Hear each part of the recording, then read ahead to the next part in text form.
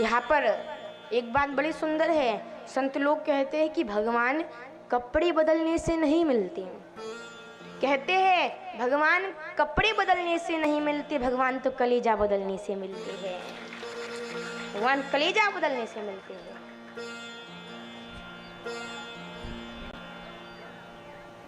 हृदय में साफ करो हृदय को। ये जो हमारा दिल है कि नहीं दिल सबके पास? दिल वो एक कमरा है, एक कमरा, हाउस। उसमें तुम काम को बिठा के रखी, उसमें तुमने क्रोध को बिठाया, उसमें अहंकार को बिठाया, सबको बिठाया। अब भगवान कहाँ बैठेंगे उसके अंदर? हर समय हर व्यक्ति के दिल में एक बार भगवान आते हैं। जब आते हैं इधर उधर देखते दिल के अंदर आके तो सब अपने अपने कमरे ले लेके बैठे, देखते हाउसफुल है। क्या है? हाउसफुल है। तो भगवान कहाँ बैठेंगे? तुम सबको बिठा के रखे हैं। दिल को साफ करना है तो क्या करें? हम थोड़ी ना झाड़ू मारेंगे दिल में। साफ करना है दिल को तो क्या करें? संत लोग कहते बस एक ही उपाय है कि श्री महापुराण की कथा को बस 7 दिन बैठकर श्रवण कर लो, दिल अपने आप साफ हो जाएगा, अपने आप साफ हो जाएगा। 7 दिन की छोड़ो, 1 दिन की श्रवण कर लो, 10 मिनट की कथा श्रवण कर लो, मन साफ हो जाएगा। जब मन साफ होगा तो उसमें एक देवी जी आएगी। कौन सी देवी? भक्ति मैया। भक्ति मैया आएंगी, वो घर को सजाएंगी। जब भक्ति आएगी तब भगवान आएंगे। एक बात बड़ी सुंदर है, केवट की नाव पर, केवट देखो कितना बड़ा भक्त था, बहुत बड़ा। भगवान वन के लिए जब निकले तो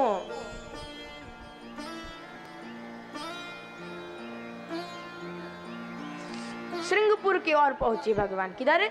श्रृंगपुर में। तो केवट ने वहां के राजा को कह दिया कि आप आज ढोल पिटवा दो कि आज गंगा के किनारे एक की नाव रहेगी केवट की, और किसकी नाव नहीं रहेगी। ठीक है, किसी की नाव नहीं। हमारे राम जी गए और केवट ने नाव को बीच में जाके रख दिया। केवट बैठा, भगवान आए, भगवान ने केवट को बोला इधर आओ। केवट आया, हाँ बोलो कहाँ जाना है? तो कहा गंगा पार जाना है। तो कहा कि लेकर तो चले जाऊंगा, मैंने सुना है तुम्हारे पैर की धूल लगने से अहिल्या नारी बन गई थी। अहिल्या तर गई थी, वो पत्थर नारी बन गया था। तो एक बात बताओ, इतना कठोर पत्थर नारी बन गया, बेचारे पानी में रह रहे के नाव तो फूल गई, इस पे तुम बस पैर रखोगे कि ये भी नारी बन जाएगी? ये भी नारी बन जाएगी? केवट के तो केवट कहता पहले तो एक घर में है वो परेशान कर रही है, दूसरी लाओगे तो फिर तो मर ही जाएंगे। तो भगवान कहते क्या करना है? पैर धोने हैं तुम्हें। लक्ष्मण जी कहते क्या नाटक लगा कर रखा हुआ, एक बार निकालेंगे मर जाओगे। तो केवट कहता है बहुत सुन लिए तुम्हारी बातें। केवट पूर्व जन्म में कौन था? केवट पूर्व जन्म में कौन था? कछुआ। देखो कहानी एक दृष्टांत, एक भावार्थ बताते हैं, प्रमाण तो हमने देखा नहीं, भावार्थ है कि कछुआ था, वैकुंठ में रहते थे।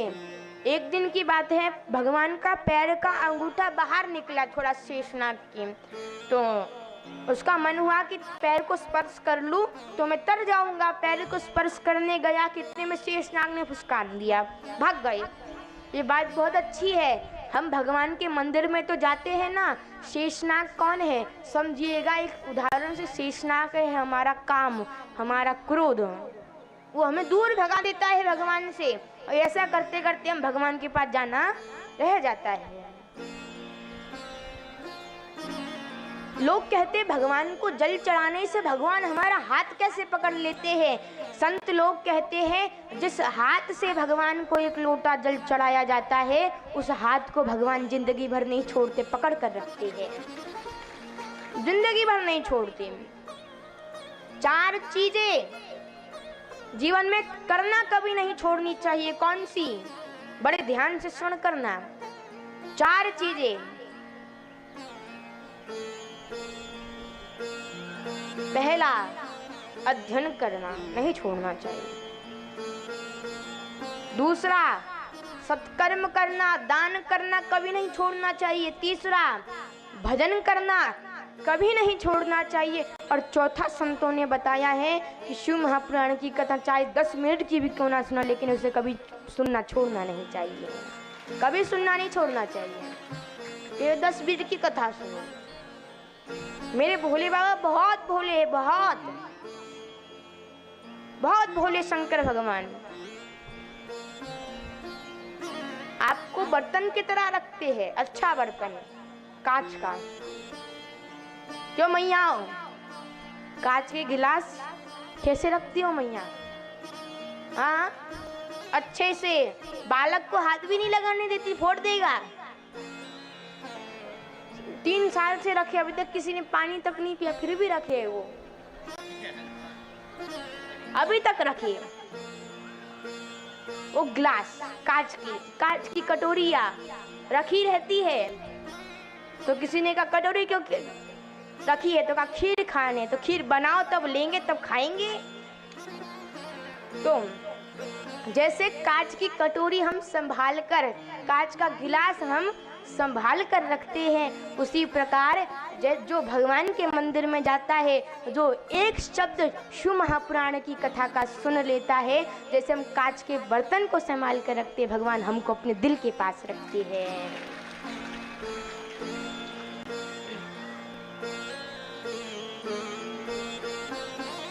भगवान अपने पास रखते हैं। केवट को देखिए,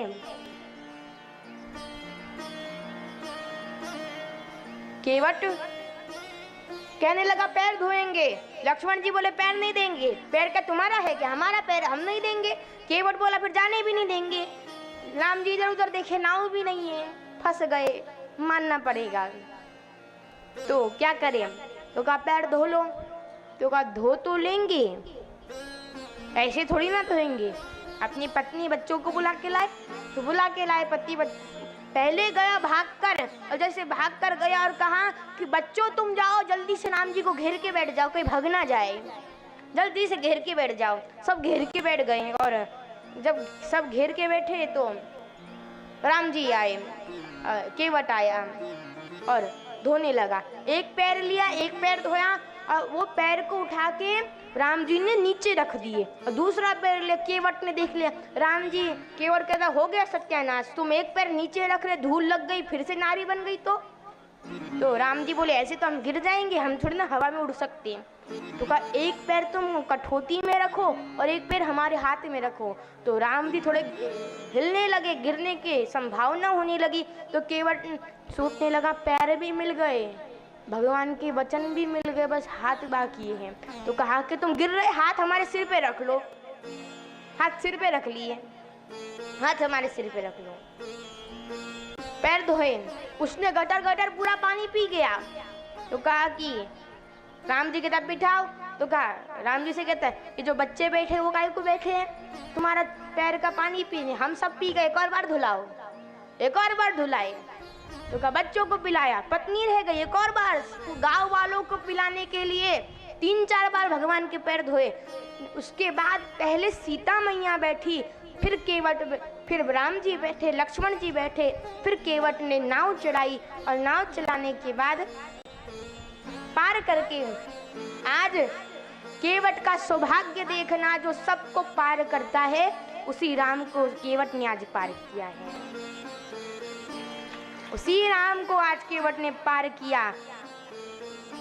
तो राम जी कहते क्या चाहिए? केवट कहता बस एक चीज चाहिए, जो केवट के प्रसंग को, ये जो केवट ने वरदान मांगा था भगवान से, जो ये केवट के प्रसंग को प्रेम पूर्वक श्रवण करेगा, जैसे आपने मुझे पार लगा दिया, उसके साथ पीढ़ियों को भी तुम पार लगा देना। तो आज कि पहले सीता मैया को बिठाया। तो सीता मैया कौन है? भक्ति। कौन है? जोर से बोलो मैया। आगे वाले मत बोला करो, पीछे वाले बोलो। खुर्ची पे बैठे हुए बोलो। तो भगवान हमको संभाल कर रखते हैं यहाँ पर।